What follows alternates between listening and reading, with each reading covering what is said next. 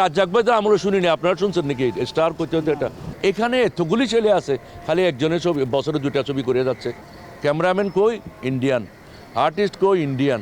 ওইটা কই? ইন্ডিয়ান। আমাদের এত সুন্দর দেশের আর্টিস্ট থাকতে, এত ক্যামেরাম্যান থাকতে, তা আমাদের এত এত দুঃখ লাগে ভাই, এটা দুঃখ লাগে। তখন এটা এই যে এটাকে এটা কি বলে মাইনাস না, এটা আমি যেটা এখন আমার বলছি এটা হইলো আমার একজন ব্যক্তিগত মতামত। এখন ইন্ডাস্ট্রি আছে কই, চলচ্চিত্র আছে কই?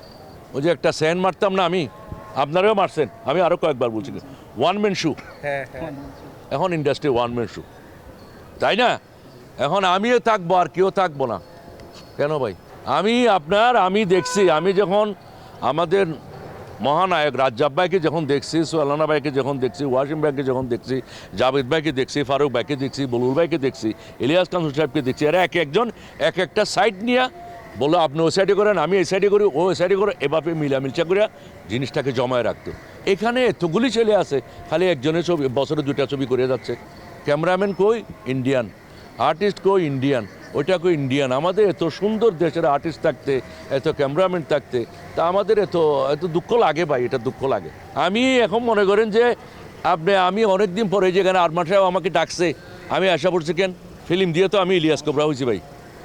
আপনারা আমাকে যাই চিনেন, যতটুকু চিনেন, আমি মার্শাল আর্ট করি আমি 7 বছর বয়সের থেকে, প্রায় 63 বছর মার্শাল আর্টের বয়স আমার।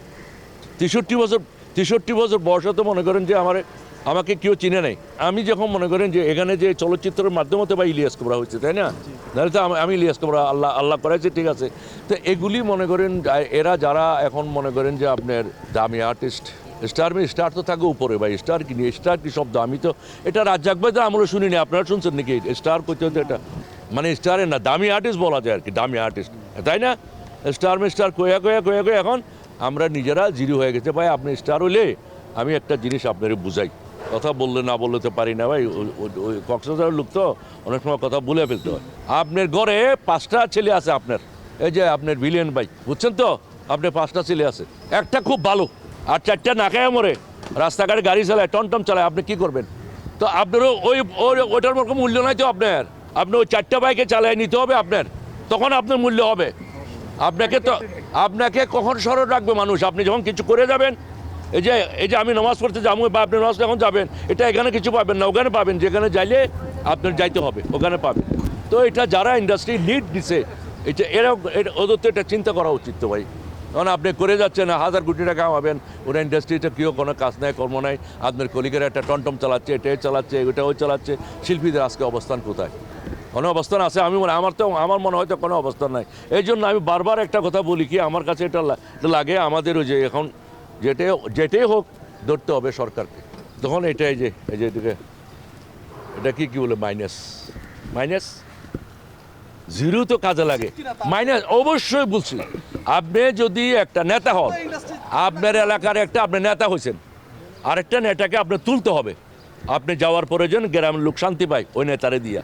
এখন আপনি কোথাও যদি কেউ উঠবে না আমি ছাড়া, তা আপনি যখন চলে যাবেন কি হবে? সারা জীবনকে আমি যে মনে করেন 5 করে ইট ভাঙতাম, এখন কি ভাঙতে পারি? এখন তাতে ব্যথা লাগে ভাই। এখান থেকে ডাইরেক্ট লাভ দিতাম আমি, এখন কি পারি? এটা যে আছে তার তো এখন যাইতে হবে, কিছুদিন পরে যাইতে হবে না তার? তখন কি হবে? ইন্ডাস্ট্রি এরকম যেরকম আছে থাকে কি না, সরকার আইনা কাউকে লিজ দেওয়া যে তাও জানি না। এটা কি ইন্ডাস্ট্রি থাকবে? চলচ্চিত্র উন্নয়ন কর্পোরেশন থাকবে? মনে হয় থাকবে না, এটা জানি না যে অবস্থা হচ্ছে। ভাই আপনি সুন্দর কথা বলছেন, এর জন্য বললাম যে আপনি করেন, ভিলেন অভিনয় করেন। দেশে দেশে সবার সাথে দ্য নিউজ।